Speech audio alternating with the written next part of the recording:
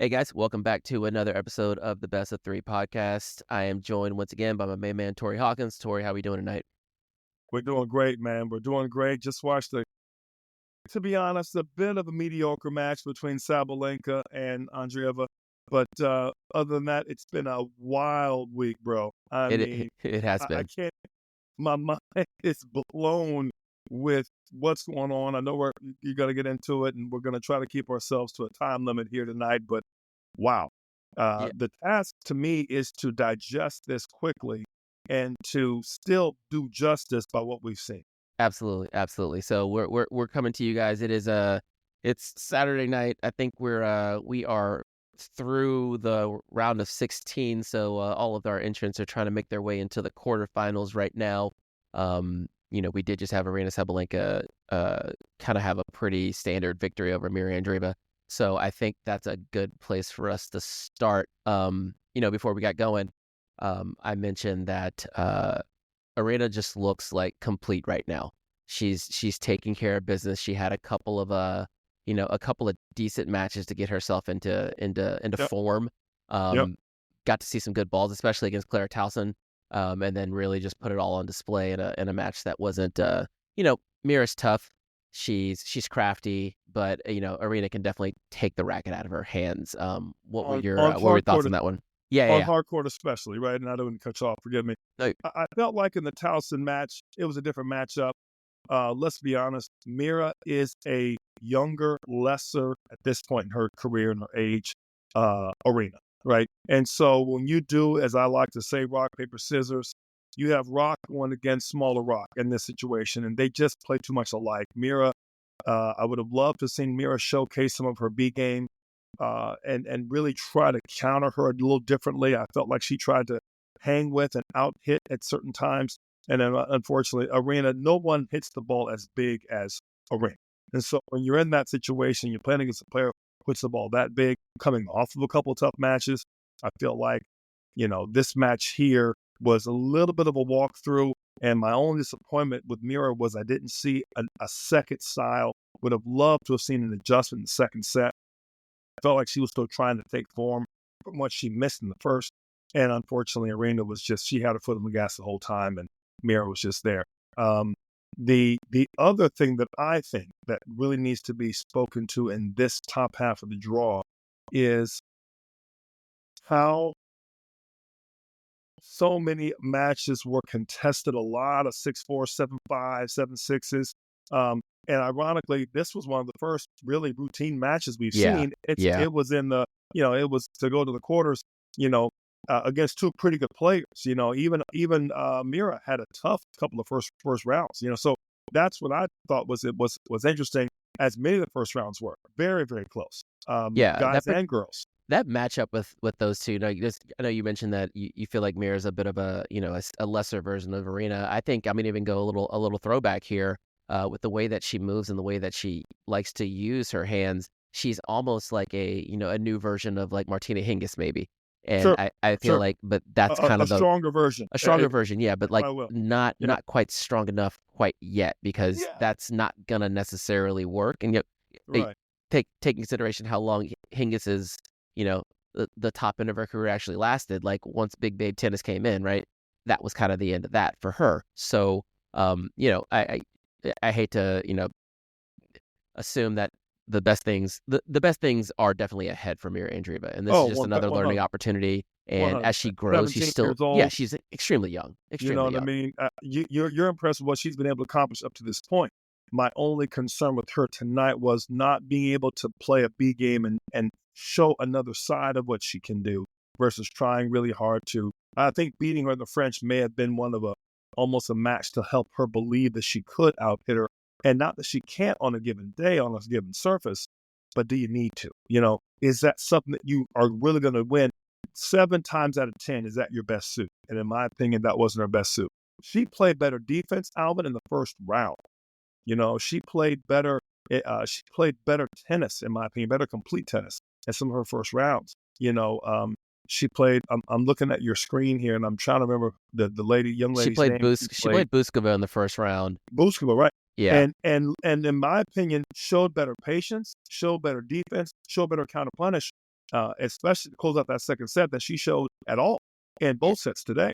Yeah, and I thought Buzkova was actually going to beat her, and so when we watched that 100%. match, I was very impressed. I was like, oh wow, Mirra made the jump. Like she put the work in over the offseason, the short offseason, and actually like took advantage of a match that she was on paper supposed to win, but was also not very straightforward. She made it look very straightforward. 100%. 100%. We'll bounce down to the bottom half of that quarter, which should have been Zhang Chun Wen's you know, kind of space to take up and meet Aryna in the quarterfinals, but that didn't happen. She got Siegmund in the second round. Work on the second round. She had a good, tough first round. Let's be honest. I mean, She did. You all had a walkover. I say a walkover. Had a bit of a routine second set, but that first set was every bit of fireworks you can expect playing the top seed. And the remaining girl really gave her a tough shot. I thought Siegmund kind of stunned her a little bit, and I was a little disappointed in Zhang not really coming back in that second to really battle the way I thought she could. She's very consistent when she wants to be. She's extremely. I almost felt like she relied on her A game again. Relied on her A game a little bit too much, realizing that she wasn't really on. I thought the match before she played a little bit better, to be honest, which happens in a Grand Slam. And this is just a thought for your listeners, and I got to say this. I have coached for 30 years. Never have I seen a player from some of the best I've coached that have been 30 and 50 in the world, WTA and ATP. Never have I seen a player play great 10 matches, 7 matches, 6 matches in a row, ever. So you have a 2-week long tournament, right? 7 matches, okay? You're not going to play great every match. What you're going to do is you're going to have, and take the days of the week as a very simple understanding of, one day to the next. If you have 7, just using the number of the days of the week, as your best, and 1 as you look like you just picked up a racket last week, you're rarely going to play 7 and you're rarely going to play 1, right? That's just what it is. 6s and 2s, though, happen probably once every 2 or 3 weeks. You can play phenomenal. You can play that, right? Not as often as the norm, but it's going to happen. There's always going to be one bad match in the course of a couple of weeks, sometimes within 3 weeks, if you're not playing as well, sometimes once a week, depending on how you are. The 3s, 4s, and 5s, that's really where your game is. So in my opinion, you are 4 with the ability to play high and the ability to play not as high. The 6s and 2s happen what they are. Forget the numbers, just understand. There's a range, right? No one plays 6s all 7 days. That's the point I want to make sure the viewers take home. So you have a 7-match, 2-week tournament. First draw takes 3 days to get through, right? The second round takes 2 to 3 days to get through, and before you start getting it. And then sometimes you go from one match every 3 days to a third day, and then boom, you're back into playing back-to-back tennis, right? And so now you've got to kind of navigate the tournament. And when you start hearing people talk about playing themselves into the event, that's really what it means. They've started to play themselves in the event. They're playing a little better. And you really hope that you're at your 3-4 level of tennis playing into it to get to 5-6. Yeah. Not coming in at a 6. Right. And yeah. then second round, third round playing a 4 or even a 3, which is what I felt like Mirra did today. Now, with that said, she's not going to play as low as a 3 again. Unfortunately, she met Sabalenka today when Sabalenka was probably playing her 5 day today, maybe even a 6. So it's one of those things you don't know, right? But I say that to say it's difficult to play that high level of tennis every day of the week. And so what we saw in the first round, I felt many of the first round players, especially some of the qualifiers, the what I'm going to call the quote unquote no names that aren't seeded, they pushed a lot of the seeds, guys and girls, to the limit. Tons of upsets, as it always is in Australia. And many of the, especially ones that came through qualies, they played phenomenal. A lot of 5 sets, a lot of tough sets. And so, but again, they're playing close to their 5, 6, maybe even a 7 day against some players that had never seen them before, against the people. You don't really have a lot of scouting report on these players. They're new, right? So it was a different situation. So I just wanted to kind of make sure the viewers understand that, you're a player that kind of 2 or 3 years now, your schedule, you're playing Australian, you're playing so-and-so, okay, I know her, got it. I played it before. I played it 3 times last year. I got the scouting report. And then you play so and so. You have no idea who so and so is. You don't know how she's playing, and so and so's playing ball, right? And sometimes the only thing that hurts so and so is a little bit of fatigue, a little bit of the moment, maybe a little too big for them at that time. And of course, next year, right, will be when you find out really who so and so is. At AKA Jasmine Paolini last year, I thought had that kind of a year, and so you start really kind of understanding. And sometimes the sophomore slump isn't so much that they're not as good.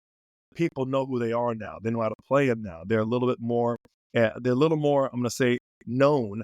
So the scouting reports there, but also they're not. They're playing longer tournaments, and you kind of know. It's hard to play that 6-level tennis that often. Especially going to a 2-week long event. So that's just something I want to pass on to the viewers. Yeah, and speaking of sophomores, like getting it. I don't want to get out of this quarter without giving some love to the match that I thus far I think has been one of the top matches I've seen on the women's side. Dina Schneider against Donna Vekic. That was a balls to the wall great match. And Schneider, this is her second full season on tour. She's obviously seeded 12. She had a great first year on the lady side.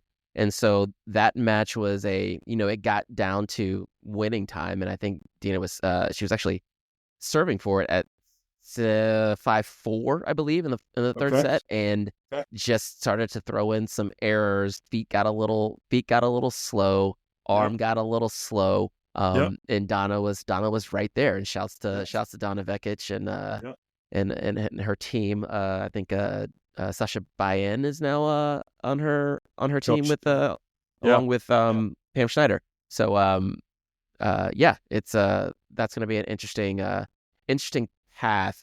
Donna had a great year last year, and really seems like her game is really in a good place right now. So so she's going to be of course to meet Aryna in the quarters. What's your take on that one with Paul? I always butcher her name. Pavlyuchenkova. I think Donna had a great year last year, and she's right back in form right now. I think I'm done betting against her.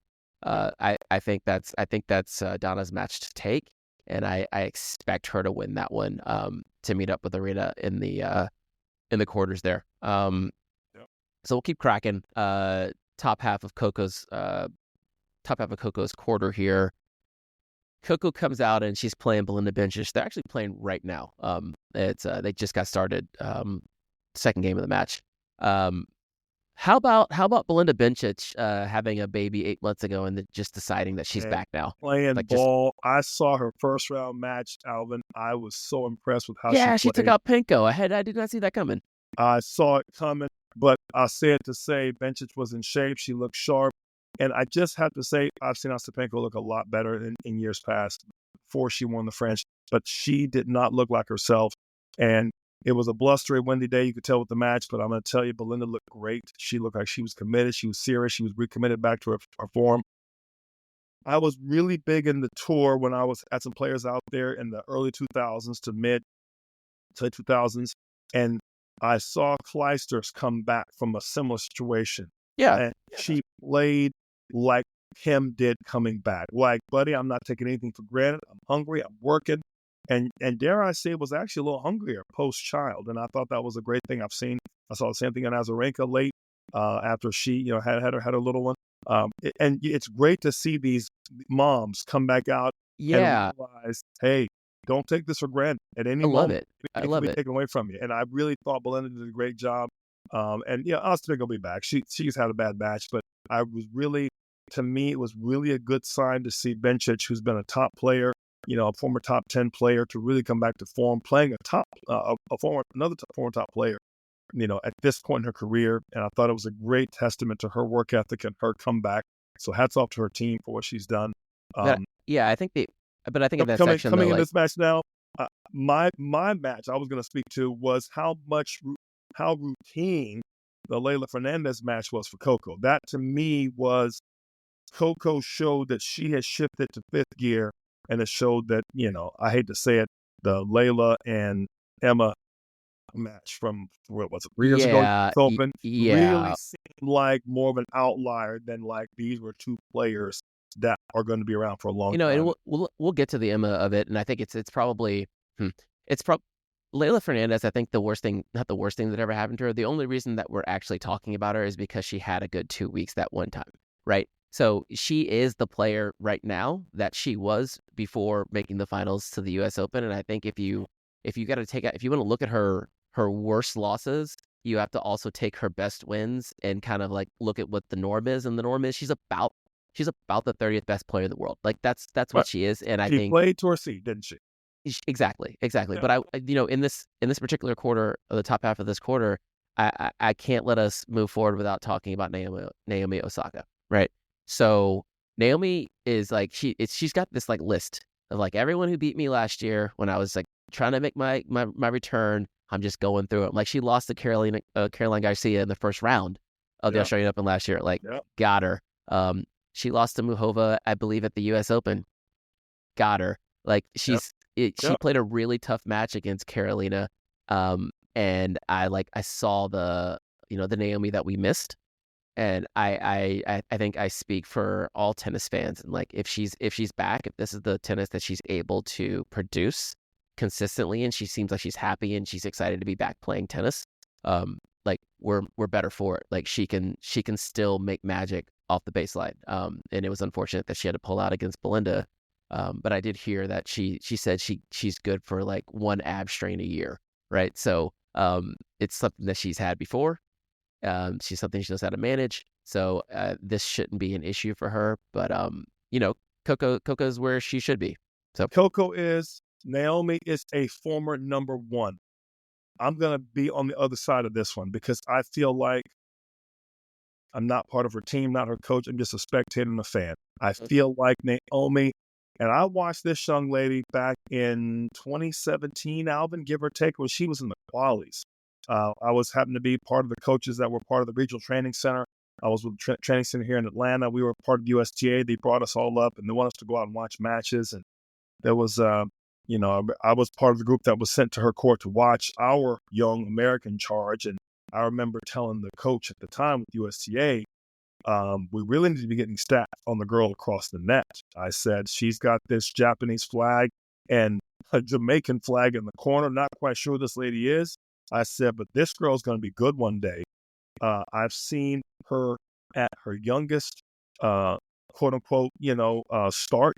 I've seen her when I saw where she beat Aryna and bowed down and in deference. And I've seen her in the mental, health issues and crisis. I've seen her take 2 years off of tennis.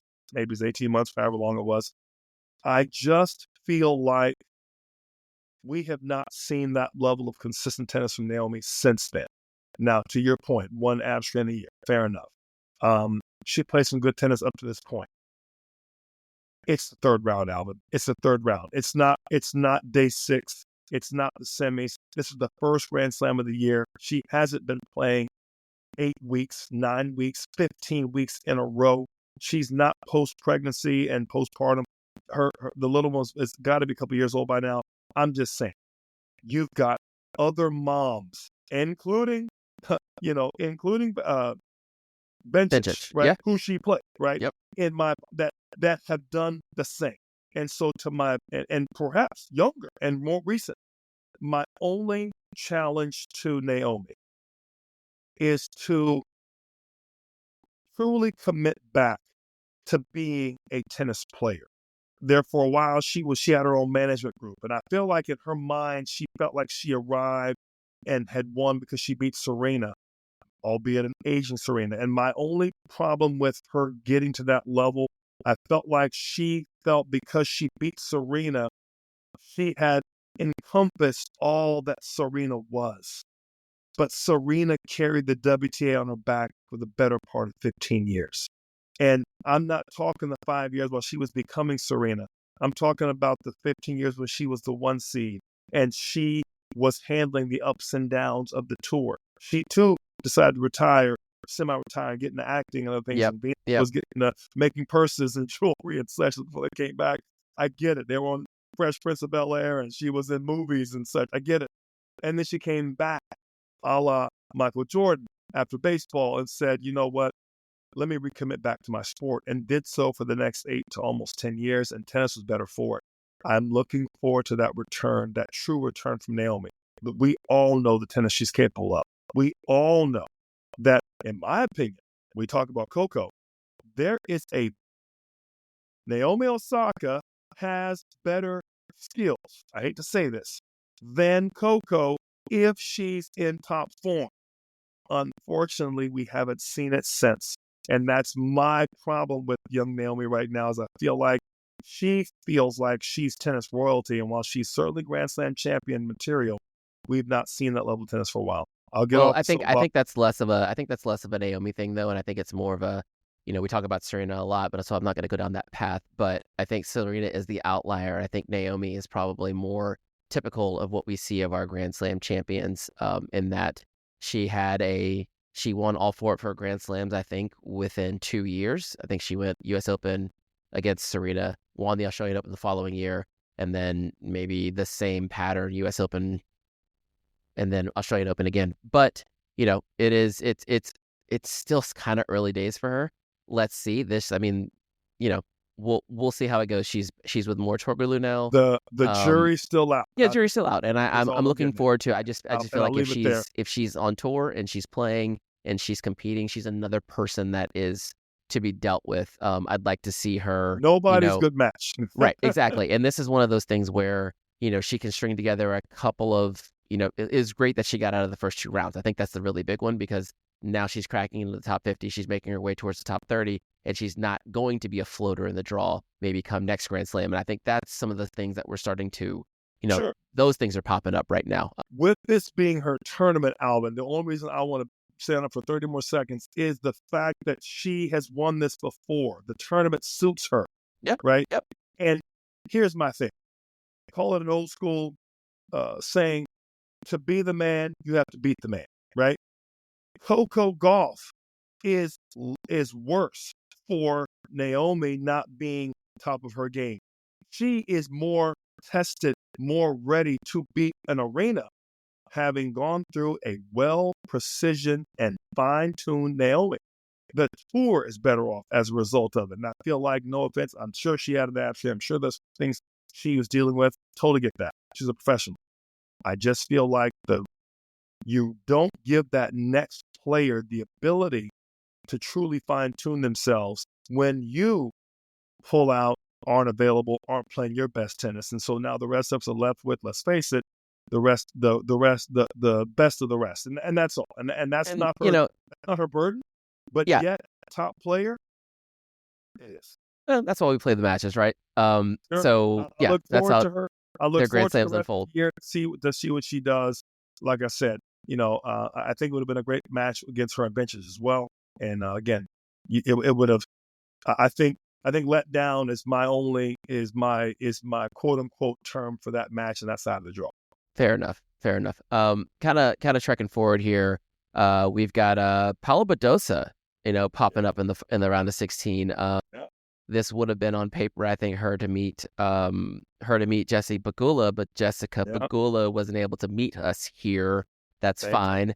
I made a bold call in our preview episode, said Peyton Stearns was going to take JPEG out in the first round, and I mean, no, wait, no, that was Navarro. No, Sorry, Navarro. apologies. Yeah.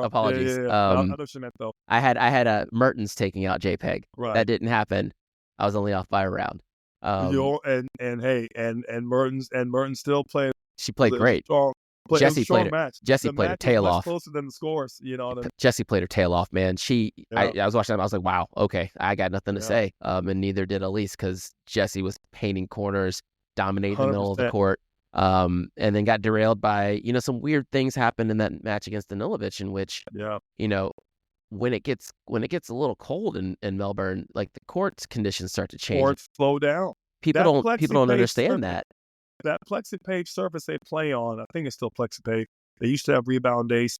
When it heats up, it's faster. When it slows down, it's slower. It's darn on a clay court. The players that they complain about the balls, as you mentioned in a previous episode, I believe maybe Peter Lebedev mentioned it in the match about the balls are a bit different.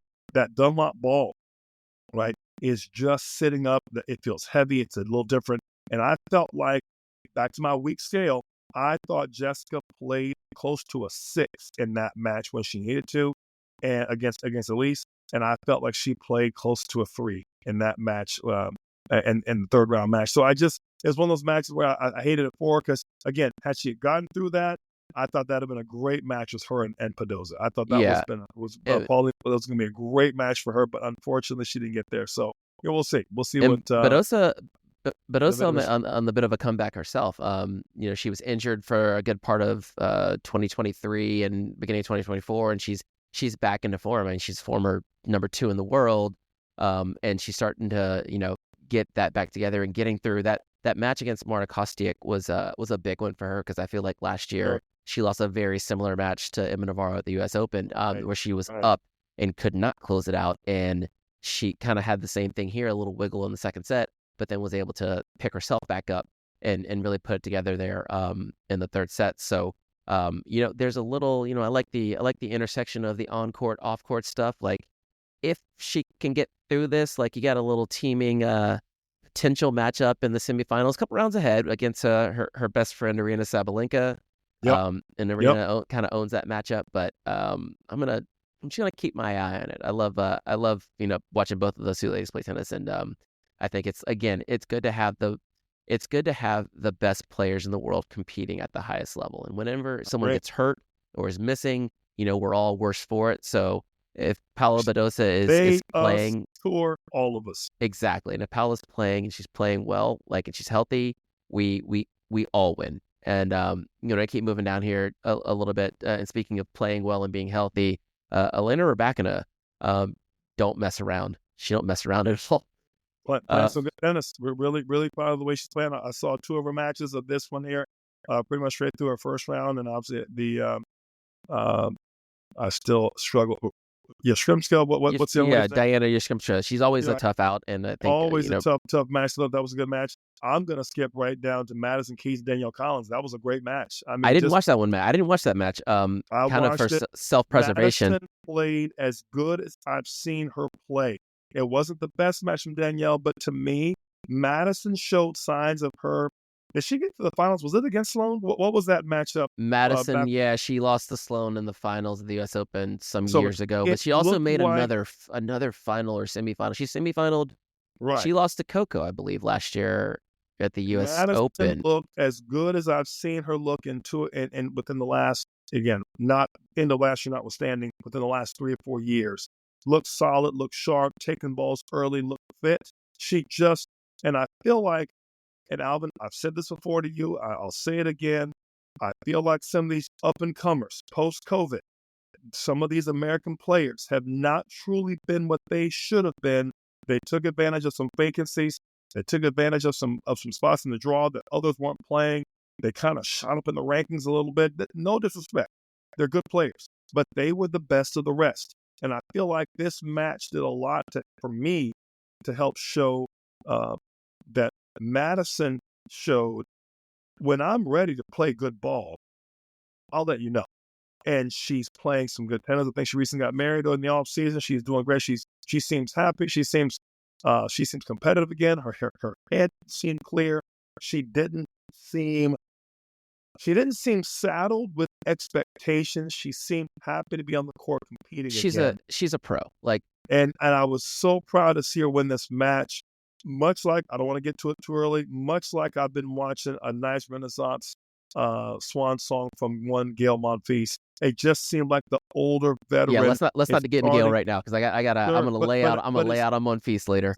Sure, but I mentioned it because the elder statesmen in this match showed their tools. They showed their savvy, and that's what I mentioned. The only reason I mentioned Gail early is that I thought Madison showed the steely nerve that she's accrued over the last 10 to 15 years on the tour, and it showed against Collins. And I really think she's got a good chance. Don't say it, because I told you in the preview, if we get to this match, I'm worried for me, and we're at this match now, and now I'm worried for me. So I'm just going to pretend like it doesn't exist. What you've got in your favor is if she's played her best tennis in my 1-7, call it my own range of a player, 7 being your highest, 1 being your lowest. You're hoping that she played her 6th match against Danielle. I think it was about a 4 or 5. That was her standard, and she's getting in form. If she's getting in form and can play a 5 again, which is likely, and maybe even touch on a 6, Rebecca's in trouble. You heard it right. Okay, I'm gonna let you say it. I'm not gonna say it. Because I don't want to. I get. This is where I get with every tournament where Madison pops up in the second week. I'm like, this could be the. I don't want to talk about it. So we're gonna keep popping along here. We're in the section formerly belonged to Jasmine Paolini, and her and Svit had a hell of a match. I did not watch the third set of that match. I saw the numbers. I did look at the stats, and I saw that Jasmine was making a lot of first serves, but was not winning a lot of points on those first serves. And that kind of seemed like I think she won maybe 10% of her first. She won 10% of points where she made her first serve, and I'm like, that's she must have just lost her legs or something. I don't know what it was, and I don't know. Again, like you, I only saw parts of that match. I don't know if she got hurt, injured, fatigued, but it just seemed like midway through that second, it just didn't seem like she was winning the quicker points as well. She's got a nice serve, not a huge serve, but a good serve, and it just didn't seem like she had the gas left. And that third set was surprising. I'm not saying that she ran out of gas or got hurt, because I don't want to take anything away from our opponent, but it just didn't seem like herself. And if I'm not mistaken, she looked a little tweaked, a little dinged, something. Call it an ab strain, Naomi. Call it fatigue. Call it whatever you want. But the end of the middle of the second toward the third, she did not look like herself in that match. And so, good for good. Unfortunate for her, unfortunate for the draw, but now the draw's wide open. So we'll see. Yep, we'll keep popping here. Your girl, Emma Navarro. I can't say Great anything. Match with Peyton Stearns. To me was one of the matches of the first draw. I mean, I didn't get the result right, but if anything, if I can do anything, is just let the people know that Peyton Stearns is for real and she's not messing around. She had Emma dead to rights for about an hour and a half and could not. She showed why she's 40-something in the world and why Emma is a top 10 player, because you got to close the door until 5 ball in the third. You're right here. Exactly. Did not blink. Did not blink and had an unfortunate start of that game. 5 ball. I'm telling you, Alvin, that was the match of the first round to me. Yeah. That was a fantastic match. But then Emma is just like, she's not playing her best tennis, or what you mentioned before. Maybe people are starting to figure her out, but tough third round against Ons Jabeur. And Peyton's gone 3 sets every match so far, and she's won every damn one of them. So, she's... But let me say this. This is what I'm getting at, Alvin. She's on her way up. My scale. Yeah, oh yeah. You can play a 5 one day. You can get by playing a 4. You come back. You bounce back maybe to a 5. I don't think she's played her 6 or 7 day yet. And beating Ons is nobody's picnic with all her different styles and games and feel and touch. There is... To me, you're talking about a number. What's on 2 in the world last year or 2 years ago, year and a half ago. So that to me showed me that Emma Navarro, coming off of a good year. We're talking about Jasmine Paolini, who had a great year last year, who unfortunately stubbed her toe. You got a young lady who played a great last year, who's now battled through and now gotten her way into the 4th round with a chance to get to the quarters. I'm telling you, Alvin, I'm looking forward to seeing Emma Navarro shift gears here. It really seemed like she has weathered the storm and can play good on a bad day. And if any top coach or top player knows how important that is. Playing good or winning on a bad day to get through to the next day where you play a little better, that's big time. And I think she can get that so far. I think she can get grooved in this match against Kasatkina. Saying grooved is a weird term to use here now that we're in the 4th round of a Grand Slam. But Kasatkina she can be crafty, but then also hits a ball that's very hittable. User friendly. Yeah, exactly. And not that that's going to help her much, because I think she'd have a date with Iga in the next round. So, that's not really gonna help much. But I think if she's ready to go, gets through that match pretty clean, I want to see something like a 3-3 against Kasatkina, something pretty straightforward. Then at that point we don't need to talk about Iga much here, because she's got a 4th round match against a lucky loser who's balling right now. Actually, balling. Give her some space. Go ahead and give Lee some space, because she is she's the young lady who found out 10 minutes before her first match that she was going to be in the main draw. And then she has made every good bit of use of that lucky loser opportunity, and has found herself with a she's great in the payday and a great 2 weeks, a great boost to her career and what she's doing. I want to point out the match between Iga and Emma Raducanu. I mentioned the other part of that U.S. Open matchup with Leylah Fernandez, but dude, I'm telling you, she routined Emma like it was a part-time job.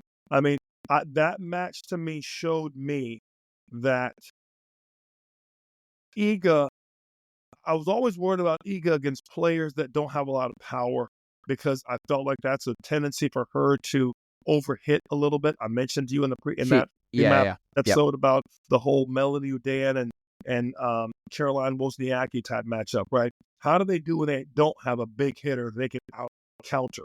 She routined, attacked, served, and did everything she's supposed to do. And I'm not saying that Emma Raducanu right now is playing top 10 ball, but I am saying that with a player, that matchup to me, it can be troubling for Iga because she can go for too much. She plays balls on the rise, and when the ball's a little slower, that can pose a threat a little bit for players like that. She's not a Sabalenka type player that just takes it big through you, right? Use your pace. She's a little pace dependent from time to time. She struck the ball as clean as I've seen her do it.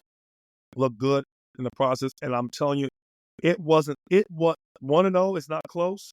It wasn't that close. No, she beat her like she was a junior. It was Oh, Iga. dude, Iga's right now. Iga is it in was like embarrassing. full I felt flight bad right for her, now. Like the 100%. old And, Iga's and bakery is didn't open do it again. right, and didn't do it, Alvin, like it was anything special. Just routined her like next. Well, the match Whatever. prior to that, when she ran through Shrimkova, Shrimkova is one of those players, she pops up every once in a while. She's a little bit older, like 28, 29, 30. Had a great run at Davis Cup. And I thought coming into this year, I thought coming in this match, that she would put up more resistance, and Like, Iga just foot on throat. So coming out of that match, I thought Emma would be in some trouble because there is we talked about this, the player profile that Iga struggles with is it only leaves room for maybe two players in the world, and I'm sorry, and Emma Raducanu is not in that profile. She can't hurt her. She couldn't even touch her. It was something special. But I think so. Kind of as we look forward, getting into the we're getting into the business end of this tournament, right? We should have yes. our quarterfinalists. They're playing the top half today, so they'll play the bottom half tomorrow. What are you looking forward to as we start to get to the business end of this event? Obviously, I would look forward to a Navarro-Iga match. Emma's Yeah, got some tools. She's got some craftiness. I look forward to that. Is that going to be your quarter or semi? I'm not sure. that'd be your quarter. If they can get it done, that'd be their quarter. Looking forward to that matchup there for sure. Um, Obviously, Aryna looks like it's her tournament to lose. I mean, she looked about as good as I've seen her look. When you beat an Andreeva, when you beat Mirra as handily as she did tonight, she just showed that she's playing at a different level. She's the true defending champ, right? And so I'm not sure. I'm not sure. You've got some other good players, in the draw for sure, but it's now devoid of a lot of the top seeds. So it's going to be interesting to see. It's going to be interesting to see who could pose for a threat. And in my opinion, especially toward the end of this, with the matches being what they are, if she doesn't have a longer match to test her, sap her strength, or to detain her in the process, she's going to walk into the semi and final a little bit more unfazed, and that is dangerous for Aryna to go in there healthy, sharp, confident, and fresh. And Yeah, that I think. may be a tough matchup for that. That's a matchup for anybody. I mean, she's a bad day Yeah, she's the number one player in the world. So to have her go in fresh without a lot of tests, not a lot of 2 or 3 setters, and she knows the field, not a lot of unpredictability. I know your lucky loser may have a chance, but I think this may be where she gets off the bus.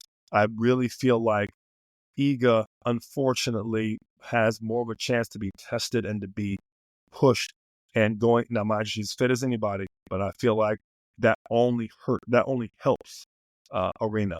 yeah. I As think, she, but I do think that you mentioned that you think Iga's the best player in the world, and I'm gonna push back and say I think Aryna actually is, but let's put that to the side. I think what you're seeing now is forget what the seeds say. I think the top 4 players in the world are in some order: Aryna, Iga, Coco, and Elena Rybakina, and I think they're all still here, right? And Jasmine also, Paolini fell I out. want to say it. I want Junction to say Win it fell on out. right. Aryna's the best player in the world. Iga, to me, could play spoiler on any given day. And on clay court, Iga's the best player in the world.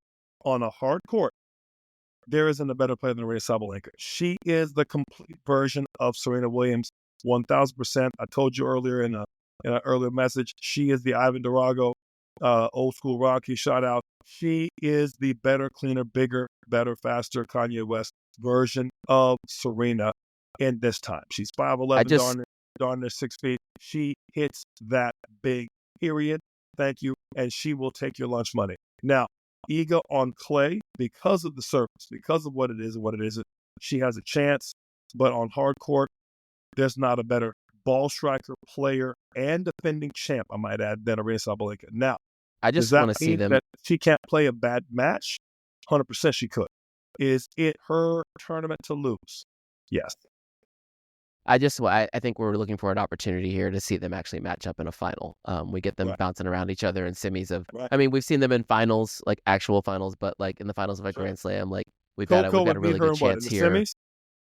Coco's up top, so she'd be Aryna's in the semis, and I don't know. Take a peek here at who is on the bottom. You could get Rybakina. You get Rybakina and Iga, and that's Rybakina usually beats her. That's the thing. So we got some good matches to look forward to. I would love to see the Rybakina Madison Keys match if that matches up, because you'd like to see, let's face it, Madison plays very similar to Aryna, right? And so you'd like to see how she would match up and show some things. And I think it would actually help the Sabalenka camp to see how a very recommitted, Madison would play a very similar big serve, similar stature, not quite as big off the ground, but equally as big a serve.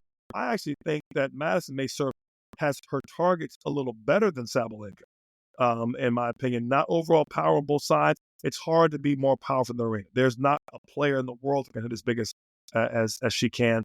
The one that could 10, 15 years ago is now retired with 2 kids. So it's one of those things where I really would look forward to seeing how Madison would really match up against Iga if it gets that far. And again, that Rybakina match, I look forward to that. That bottom half is going to have a little more fireworks to me. And again, the Coco match, assuming everything shows to form, I look forward to Navarro playing Iga with the craftiness coming out to full bear. I look forward to Coco playing Aryna if it shoots out that far. And I feel, to your point, 1 through 4, we're getting to a point where we're starting to get some similar names to reach the finals and semis of these week in, week out of the slams. And that's good for tennis, because now they're starting to be the players that you're shooting for. They're being the true seeds that are holding up the draw. Yeah. And now you have some marquee matchups, right? There's nothing better than that to me. It's good for business. It's good for fans. It's good for business. So we will let's take a little break, and then we'll come back in part 2, and we will attack the men's bracket. And we are back, part 2. All right, part 1. In part 1, we went through the women's draw up to the 4th round, and now we're gonna do the same thing on the men's side. I'm gonna start off. Yannick Sinner. He's the metronome. I've said that before. He is the metronome. He's doing what you expect for him to do. Kind of making light work of his time on court, which is what he should be doing. But holy Holger Rune, he's doing it the hard way, but he's holding up his seed. I guess that's all I can say. Has he had a 5th set every round? I think he went 4 with Berrettini, but it's been 5. Is that right? It's been 5 every other match. Mean, I feel like every match he's been on the brink of being knocked out. I mean, and I don't think, if I'm looking at the scores correctly, maybe only 1 round for Yannick that went 4 sets. I Yeah, mean, he dropped a set against School Kate. Yeah. dude, I'm just telling you, dude. I'm just telling you. Again, and Ruin is in good shape. Don't get me wrong, but you heard it right here. You heard it right here. That darn Holger is. I'm not sure how he's even still standing. I mean, he has the firing squad has shot him. He's stood and has not flinched in 3 matches. I mean, he should be done. And somehow, I thought Casper would have gotten farther than Holger, and here he is now in the 4th round against Yannick. I think And Yannick still he has the goods stands. to beat him, and still he stands. The first round of this whole tournament looked great. Nico Jerry played him great in the first round. Loved some of the matches that I saw. School Kate, I call him School Kate. He played him very solid. I thought probably the best match I've seen him play at this point. Your boy Jerome played him solid. I mean, he wasn't terrible. Had a good tournament, but I'm going to tell you right now, Yannick's center, and it was to me the 3rd set of Yannick's match against Jerry, which was a pretty good match. Jerry didn't play bad at all. Jerry played good tennis. Yeah. That He 3rd played a good set match. to me showed me that Yannick can shift gears. And once he's got the ball he's looking for, the rhythm and the ball, he's not an attacker. So when a counter punisher, right, and I've used that term before, a player that allows you to take first strike, counters you, gets good at the counter, and then knows how to counter, and then punishes you when you go for your big shot, when he starts to catch groove and he's doing it off your ball, that's trouble. Because he's not going off of his own big serve and his own big, although he has a good one. He is doing it when he has now found your weapon and it's countered it. So you heard it right here. I think this match, in my opinion, against Holger is going to be pretty much a routine. Holger didn't have a lot to hurt him with. And, between the two of them, Yannick's got the bigger serve. He's got better returns. He's better off the ground. He comes forward. There's not much besides grit that I give the edge to Holger in. This match to me looks to be fairly routine, and the top half to me should stay pretty much in form. Well, let's take a look at the bottom half of that order, and I think there's So Alex de Minaur, I like that he's become so consistent, right? In the last, I would say, 18 months. Short of that little, he got injured right before the match against Novak in Wimbledon. So he wasn't able to compete in that one. But every other Grand Slam, every other big tournament, he's right there. He's right there. He is like a true number 8 in the world. And he shows it. He shows it tournament in, tournament out. He's coming up against Alex Michelsen, who is Alex, young American. I love the way Alex is. He is big game, but his big game also feels extremely safe. And he carries himself like he expects this. Like the way he stared down Tsitsipas in the first round, and we called it, right? Like he played Tsitsipas like, I expect to win this match. And then he did the same thing against Khachanov in the 3rd round. Like he's walking around like, no, I got this. I've got this. And shouts to our boy Robbie Ginepri. He's on Alex's bag right now, doing the Lord's work. And 100%. What are your thoughts on Alex? Naps is doing some great stuff with them, helping Alex stay calm and realize the moment. De Minaur is the best chance of the Australian contingency to get to the deeper rounds of the tournament. So he's going to have all of Australia turning out for him. To be honest, and again, I saw the Vandersloot match. I saw the Boyer match. I didn't catch his 3rd round. You heard it right here. He's had a pretty easy time of it. No offense to Vandersloot, and no offense to Boyer. Boyer should have been the 1st round match, and Vandersloot should have been the 2nd, in my opinion. Yeah. Right. But looking at what it is, he really hasn't been tested. And in my opinion, this is going to be the match where both players are going to be able to truly see where they're at. I'm hoping, and Neps will get Alex ready. The problem I see in this match is you never can really count on the crowd's effect. And we've seen several matches, Alvin, where the crowd has come in and been a huge factor in the match. You never know how that's going to affect you in the moment. And he is Australian. So we have to appreciate that going into that match, he's gonna have his hands full. And I feel de Minaur has a little bit of a mission, like, hey, this is my time. You heard it right here. Should he get past Alex? Yannick will have a tough time with the crowd and Alex de Minaur should that match come to fruition. So that's what I I'm think saying. But to your point, Alex, if anybody can beat him, it's Alex Miller. I think you mentioned something earlier about the conditions in Australia, and I think it's probably less the courts and more the way that the conditions day versus night kind of changed the terms of engagement there. Again, And during the daytime, it's very, very hot, right? It can touch 100 degrees Fahrenheit. That's off court, right? Old first time I went to the Australian Open, I decided to wear a pair of pants. I had a pair of navy blue pants. Watching Federer on a second quarter, whatever it was. My pants were red by the time I left that match. It was an ugly situation.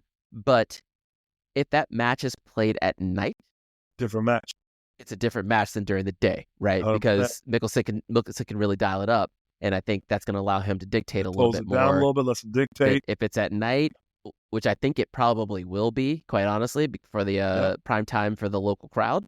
If that's the case, it's going to be could be tough sledding for Mickelson there. Crowd conditions. Alex has been here before. Alex de Minaur, I'm saying. But that's one that I'm going to circle that one. That's going to be a fun one to watch. Great one to watch. Let's bounce down here to the Fritz quarter, or the quarter that was formerly known as the artist Taylor Fritz. I'm gonna. What happened? My first. Hold on. My first trip to the Australian Open was 2015, and I pull into Hisense Arena, twilight session, and I'm watching. I walk in on Gael Monfils playing. I think it's Jersey Janowitz, right? Yeah. And that was a vibe. He ended up losing that match. Monfils did, but Gael Monfils has always held a special place in my heart, 100%. special place in your heart. He competed, at the same time that you were on the tour with Sko and whatnot. Gail's having a hell of a run, right? 38 years old, I believe, and he won his warm up event before the Australian Open. Come in here, he's got 3 matches in a row on the trot here, and the match against Taylor. I watched this match. I watched every point of this match. It just like there's a certain thing that these older guys can do, and Gael does it as well as anyone else. He was able to identify the terms of engagement of this match pretty early on, and once he got past that first set, he was like, Taylor, you're gonna have to step in and really start finishing points, and because no one can defend the baseline behind the baseline like Gael Monfils. And if Taylor 8 feet behind the base, and it was almost like it was a match made in either hell or heaven, depending on which perspective you want to take here. Which coaching corner you're in. Exactly, but like Gael was playing Pong out there. It's like Taylor couldn't punch his way out of the bag, and it was it was almost a microcosm of what you see for these players in that 26, 27, 28 age range, like that particular group of the Fritzes and the Medvedev. The Fritzes and the Medvedevs and the Tsitsipas's, right? They're all kind of running into the same stuff. Let me go add a little bit more historical context for you. You're right. I was coaching Sko at that time. This is Sko's first junior Grand Slam in 2004. Sko gets to the quarters and plays Gael Monfils. He gets to the semis of doubles with one, Novak Djokovic, and they play who? Gael Monfils and Jocelyn Won. So I saw Gael back-to-back matches. We would go on to see Gael numerous times that year, and we'll get Sko back on and we'll get his take on those matches. What I saw going into that tournament, just for historical context, and I'll keep it brief, Gael had never beaten Jocelyn. And I was right outside the physio's office in Australia in 2004, and I'm next to the French Federation coach. And Gael was this close to being sent home. People don't realize this. He had been out there for 2 years. The French had funded him, sent him, believed in him, and he just continued to in their opinion, flop or underperform. And the guy told me, literally, as I'm standing next to the guy, If Gail didn't have a good tournament, we got to send him home. He's done. Gail had won or was in the draw at the previous ITF, wherever it was, Adelaide or New Zealand, wherever it was before this. This is 2004. Gail wins this tournament. 2 days later, Gail wins the tournament. He comes into Australia as the 2 seed, ironically. So now he's on the other side of the draw from Juana. Gail would go on to win the Australian Open Junior. Finally beats Jocelyn, who was their heir apparent of the next. And for context, Alvin, imagine Mpeshi Perricard at 6'5" and not 6'8". Right. Yeah. That is Jocelyn Juana. No, I remember you telling me, like, when we talked about this once, in that 2004, 2005 time frame, you told me it's like watching Dwayne Wade play tennis. Oh, this guy was. I remember exactly where we were standing when you told me this. Actually, we were at the RCS. Guy was. I'm 6'6". I swear to God, Jocelyn was almost as tall as I was, as fit as I was. I'm watching at 30 years old. I'm watching an 18-year-old version of me at my most unbelievable best, with a big serve, big forehand, soft touch at the net, beautiful one-hander. Form is a little bit more Western than mine, but overall, beautiful game. And I'm watching this player play Gail, who at this point is just I coined the term with Gail at the time, though I watched him for, 20 matches that year, that he was a morph. And what I mean by morph, you had your counter puncher, and he reached over here and grabbed aggressive baseliner, and those two almost never merge, right? Your counter puncher never has power, and your aggressive baseliner never has patience. And Gail has both, and he has speed and a serve. And I said, he's found a way to morph both of these two styles. He's a pusher that's 6'5", that has crazy speed and gets with a 135-mile-an-hour serve. So I bring it fast forward now almost 20 years, right? Or 20 years. I mean, I'm going to say almost. It is now 2025, right? That was 2004. 21 years later, Gael Monfils is the veteran. He's the oldest player on the tour right now, and I'm so happy to see him still playing. I feel he showed in Mpeshi Perricard, the veteran that he was, and buddy, you have to have more than a serve to beat me. I felt like he went on to do the same thing in his second match against Altmaier. I think he showed Taylor Fritz, buddy, I have beaten the likes of you for 10 years, and you had better show me something more than what you're showing me right now, because if that's all you got is a serve and a slap forehand, it's going to be a long day for you. Is he going past Ben? Is he going past Ben? Is he getting past Ben? I'm going to tell you right now, if Ben shows him the same thing that Fritz and Mpeshi Perricard, Ben's going down to Monfils. You heard it right here. Yeah, I feel like if Ben shows him some savvy, some slice, some come to net, some break. I've watched Ben play 3 matches now, and I've seen a little bit more patience and a lot better serve management. But I've not seen B game. I told you that when we first talked about this. I've not seen B game from Ben Shelton. And if he thinks he's going to outserve Monfils and get through, Monfils relishes long matches. You know, I was going to stick with you on that one, but I'm going to actually, now that I'm thinking about it, as I've questioned Ben up to this point, and in the last week he's done nothing but prove that he's making the improvements.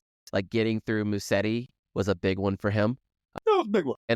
Handling it. He was down like 5-2 in the first set against Brandon Nakashima, and then turned that one around and won it in straights. Sure. But he struggled with that one. He struggled with that one. Yeah, and in my opinion, the third set to me, he played as clean as he's played. But he knows Brandon. I don't know if he knows. Tail as well. And I want to say this. I love Ben.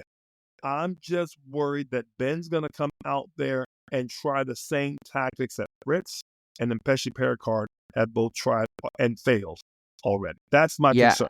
I think he has the one advantage he does have, like if you want to compare him to Taylor, is that being left-handed being able to take that serve into Gael's weaker return, which is the backhand side, which he has said as much. I just I feels like Shelton in 4 actually. But anyways, we'll keep tracking it. I think We'll that's a look good forward one. to it.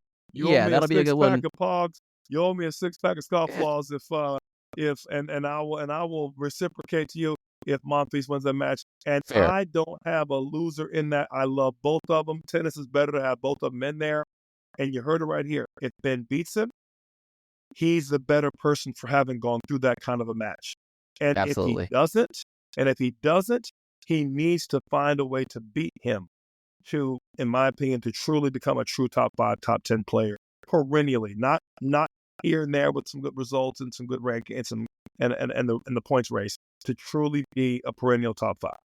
Not to look too far ahead though, like that's a 4th round matchup, and on the other side of that, the winner will play the winner of Sonego and Lerner TN. And I think now we're talking about like, okay, between those 4 players, one of them's going to end up in the semifinals. So that's, Ben's been there before. Ben has made the semifinals of a Grand Slam here in Australia. So this little third quarter here is wide open. We talked about it before. Corona Boost is gone. You got Tiafoe's gone. There's so many players that are no longer really in this situation, and I think that's going to be a great matchup. Medvedev's gone. This whole draw to me is wide open, and I had Danielle getting at least this far, and this whole draw is wide open right now. So good job for Lerner getting this. Yeah, I mean he's showing the world like kind of what it looks like. This is the thing about tennis. When you turn the TV on, it's Grand Slam time. You see a qualifier, a young American. You're like, oh, where'd he come from? He just burst on the scene. But Lerner TN also was in the Next Gen Championships at the end of the year, right? Sure. Lerner TN was, in 2023, like our top ranked junior coming out, right? Went to I think he was going to go to Stanford, or maybe went to Stanford for a year, a semester. He also torched the Challenger circuit last year. Can you imagine Bassett Moretti and Lerner on the same? Seriously, Stanford? They can't. I don't know which kind of scholarship situation they got going on there, but that's a NIL, baby. Yeah. But last year, I think, I can't remember how many matches or tournaments he won, but he won like 7 events. Like he torched the Challenger circuit, like really cut his teeth. Like we talked about this before, like what's the one thing that players don't get enough of? And it's matches. And he got matches, and he learned how to, he got comfortable winning on the pro level. And so while it looks like this qualifier is making a run, like for those that have been paying attention, like he's right on time. He'll be a qualifier no more. Same with Fonseca on the the top half there. They'll play great. I have to put out one plug for one player. Please do. Conduit Samaridge is absolute truth. That was Medvedev's first round match kid from Thailand. Unreal. I love the kid, love his game. He's going to be around for a while. There were 2.5 sets before he ran out of gas. If the first round happened to be change the rules and we're going to go 2 out of 3, Conduit would have beaten Danielle straight in straight sets, slash 2 out of 3 in that match. And I look forward to him, another good player on the rise, who's we haven't had a top player since Parador Shrikapan, back in the day. Well, let's pump the brakes for a second though, because this is the tricky part about the wildcard system here, right? He wins the qualifier to get in, like the big international qualifier to get into this event, to get the wild card, which is great. Puts on a show against Medvedev, and really like shows people like I can play some ball. But my man is also ranked 418 in the world, so ain't gonna be enough points to he's gonna have to do some teeth cutting. From Thailand. I mean, that's okay. That's okay. Play? That's okay. He's gonna have to do it the same way everyone else does it, which is get the matches, cut the teeth in the Challenger, bump that ranking up, and we hope to see him back in the draw again next year, right? That's what we want from him. Not seeing a player 400 in the world beat down number 1 in the world, let alone perennial top 2 in straight. We've never seen that from 400. Hey. Danielle finaled the Australian Open last year. Like you need. I see you. He did. Hey, he did it, but he didn't win the match. It's best of 5. It's a as Novak has showed us over the years, right? Best of 5 is a skill in its own, right? Hey, You need to you ain't be gotta tell me. I mind, remember the match when mind he was and body. when he was up, when Joe Willie was up 2-1 against Novak up in the third, and the match got called for darkness. And Novak find a way to slime it out in the fourth and beat Joe Willie 6-1 in the fifth. Make no mistake, there isn't a better death trap matchup in the world than Novak Djokovic. I'm just saying. Hats off to Conrad Summerich. Keep going. And speaking of Novak Djokovic, right? My man is our boy Boston Ferretti did get a set, right? Showed some might, and then Djokovic No showed one him, else has rolled up done the it. sleeves. Yep. Yeah, and Djokovic he's had a he's getting better. He's, like you mentioned, he's playing his way into form. He kind of gave Thomas Mahatch the Mahatch, you want more from him. You can tell he's got the game, but he tends to do this in big matches where he just does not bring what we assume to be top 15 talent, and maybe he is who he is. Mahatch is the new Andrei Rublev. I hate to coin that to him. I hate to curse him like that. But he just has that level of game and that level of pace. He's going to bring it, rain, hail, or high water. And that's the problem, is that he doesn't have a B game to speak up. But hey, when the A game like that, I mean, I'm with you. And he's a short little guy, and he hits the ball big.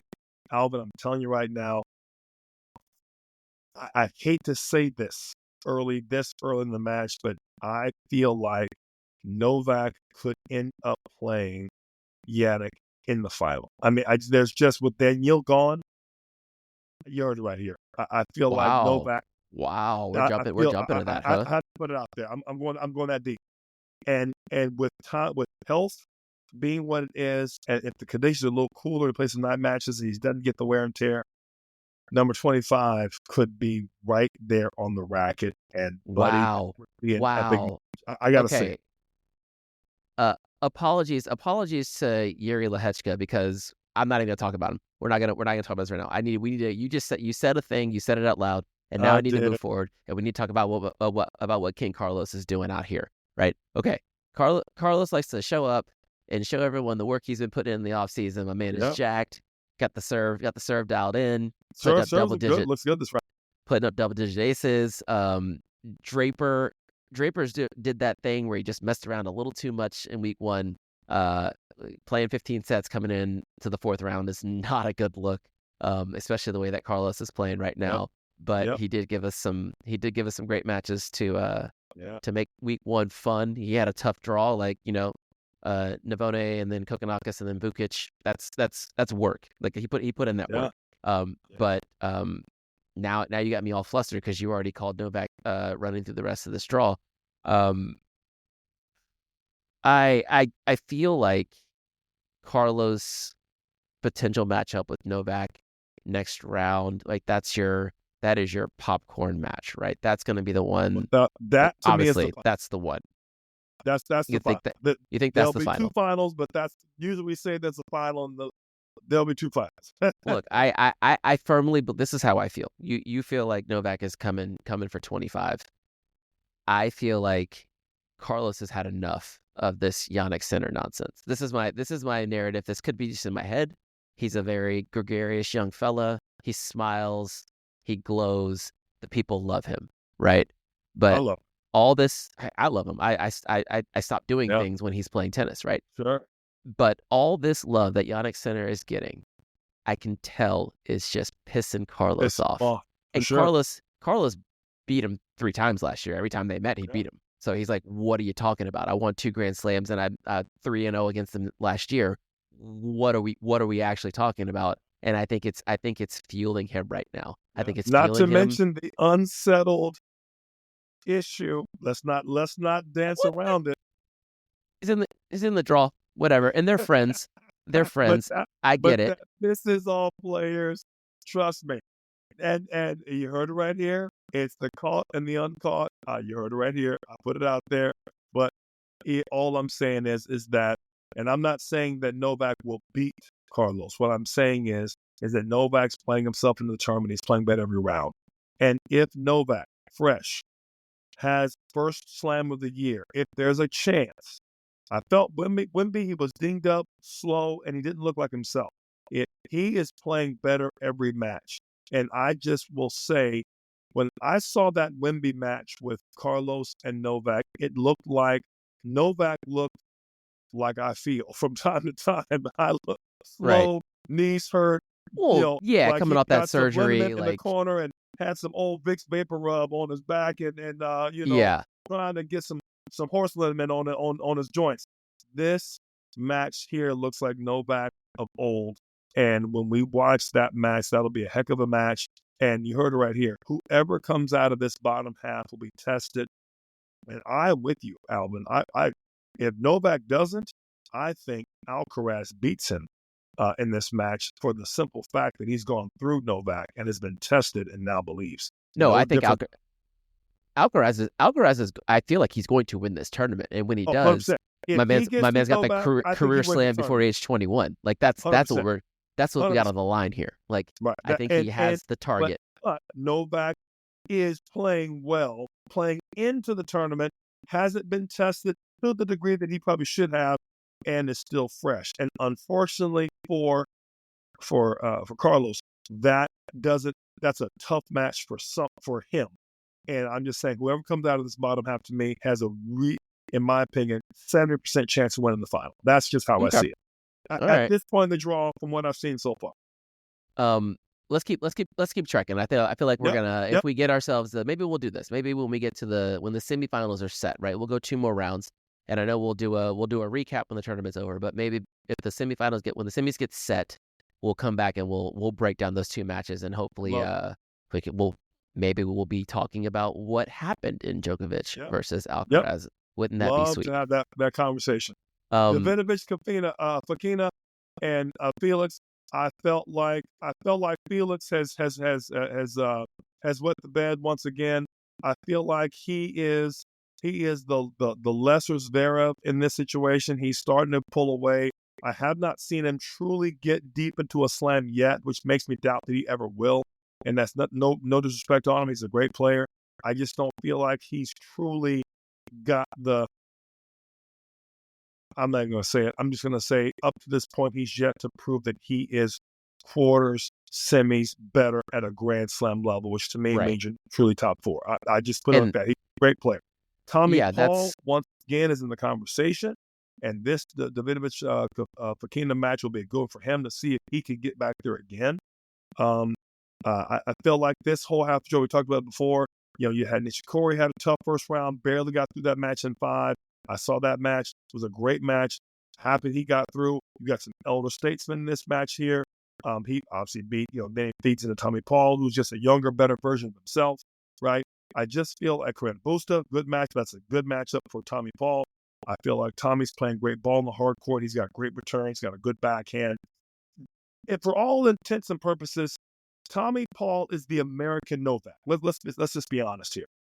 And to my problem with that is that this whole bottom half of the draw, he's the top half of the bottom 4. I just feel like he will play spoiler. I'm not going to say he's the favorite by any means, but he will play spoiler against anybody in that situation. I don't want to get too far ahead, but let's just face it. He to me is favored against Davidovich Fokina, and he to me will get that quarter. And now we're going to see if Humbert has the goods and that lefty serve bringing it. He can truly be on, because Humbert is another one. He's another one that has had. Humbert is a lefty Jeremy Chardy. He has had the ability to be big at times and awful at times. He's up and down. And when he's playing well, Hugo is big, but he's rarely that big for that long. And especially in Grand Slam, he's a 6 on one day, a 3 on another day. You just don't know which Hugo you're going to get from time to time. I won't get to him yet, but I just say it to say I really feel like Tommy Paul has played himself into the tournament. He's taken advantage of his draw. He's done everything he's supposed to do. And you heard it right here. He might just find himself in this in this draw. He might just find himself against because he's going to run into Carlos right in the quarters. Hugo's got no, Hugo's got yeah, that's right. No, Tommy Paul. Carlos. It'd be Tommy Paul. Right, we Tommy talking about the Paul and quarters. Hugo. So It would be those two. Hugo's playing Carlos next, right? If I'm not mistaken. No, Hugo's got Zverev next. Oh, Zverev. Sorry, I forgot about Zverev. Is Zverev too? Good Yeah, God. man. This is the tough thing one. that when Carlos was messing around last year, like he Right. gets us in the situation where the draws get a little wonky, and then also with Djokovic like not playing a full schedule, he ends up floating around somewhere as like a Right. 6 through sorry, it's 10 seed. You're absolutely right. So it's Hugo and Alex, and Yeah. then you've got so that's gonna be Paul and Carlos / Novak. Yes, Nope. Carlos So Novak in the quarters. Carlos Novak in the quarters.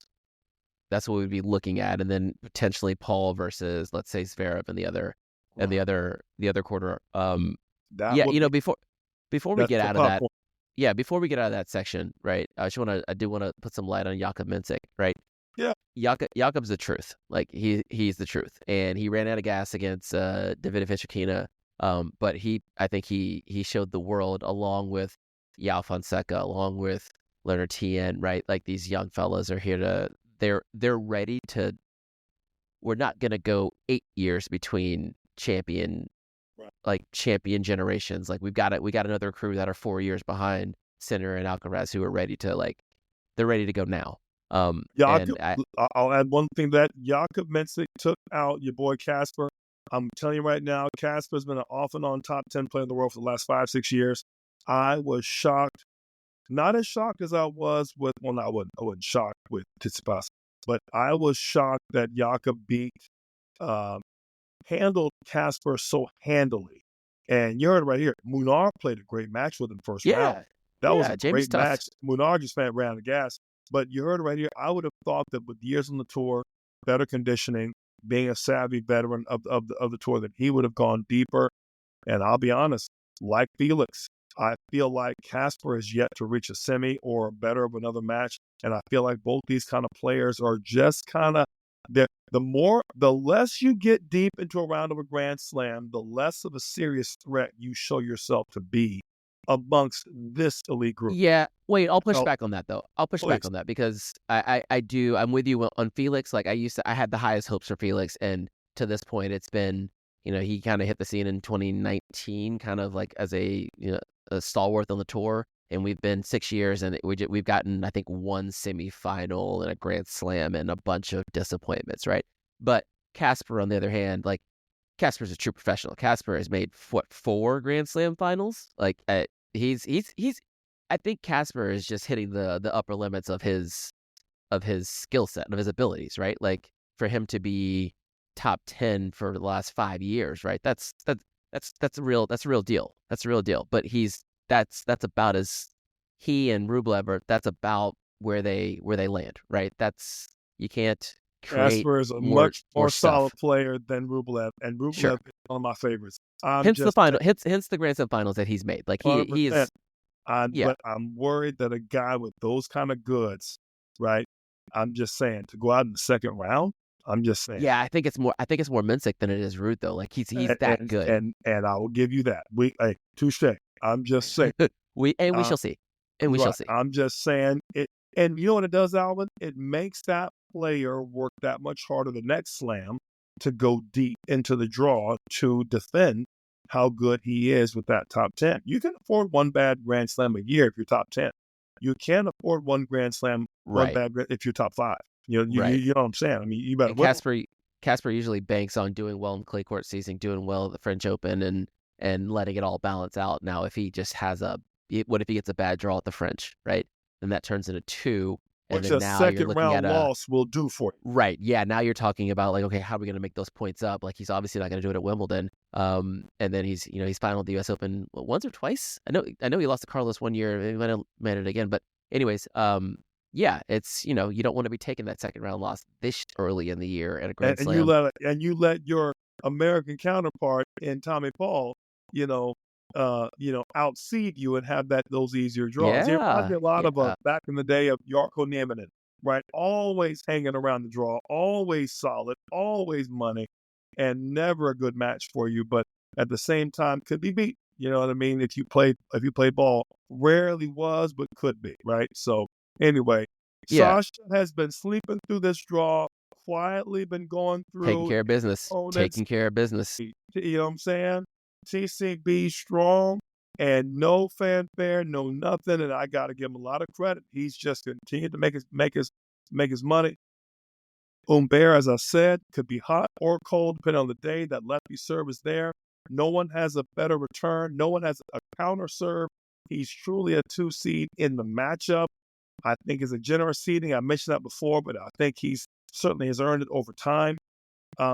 I see him winning this match against Humbert, and hopefully he gets tested a little bit. Hopefully Humbert doesn't just have a flash in the pan set like he's known to have, and he can have a very good match because that's what he's going to need going against the winner of Carlos and Novak, assuming everybody plays true to form. Yeah, I think I'm not gonna go that far because I do feel like Sasha's gonna get through here. Humbert, has the ability to come forward. I just don't think he has the ability to do it over the course of what might take 4 hours. I just Sasha is he's the number 2 player in the world, number 2 seed for a reason. And he gets to quarters of Grand Slams. Like he's very consistent in that way. Routinely. But I will say, Tommy Paul versus Alexander Zverev in a quarterfinal. That's Tommy could get that. Tommy could get that. But we'll see. I don't want to jump ahead, but because Davidovich he's gonna. Yes. Will. Yeah. It'd be a stretch, and I feel like you mentioned Carlos feeling forgotten and getting salty. There is one Sasha Zverev that has been around that is like, don't forget about me. I'm still right here. Amongst that crowd. He has not forgotten how he stubbed his toe in that U.S. Open final against Team, in my opinion. I think he also stubbed it against Carlos the French Open final too, like until the very back end of that 5th set. Like it was there for the taking, and Carlos woke up and decided to take it, and Sasha did not. But here's the thing: we talked about this before. In the next 8 Grand Slams, is it ridiculous to think that Alexander Zverev couldn't just take one of them? And I think this one could be one of them, simply because of all the question marks and the way the draw is shaken out. That's what I'm saying. Because Novak or Carlos will take out each other. Either way it goes. Yeah. Just numerically how it works out. You're right. And if I had to pick between Jesus. Paul, Novak or Carlos, and I pull the one-arm bandit and I get Tommy Paul, you're not saying that I don't say yes. You're not saying that yes. I'm looking at Yannick Sinner, and like he's just got it made in the shade right now, man. Yeah. He's got talk about a golden path. Talk about a golden path. The benefits of being the 1 seed. Look at my Chiefs. Exactly. Look at my Chiefs playing the Texans. Do you think we really wanted to play the Ravens or the Bills? Right. Come on. Right. Exactly. Come on. Well, like I said, we're gonna come back once the semifinals get set. We'll do a little quick hitter. We'll try to keep it under 30 minutes for that one. We'll see. Yeah, we'll see how it goes. And then kind of digest the round of 16 quarterfinals, and then and take a look at the semifinal matchups. And then we'll let the games begin. But Torrey, that was fun. We will talk again soon. Good people. Do it. We'll get Look at you. forward to it.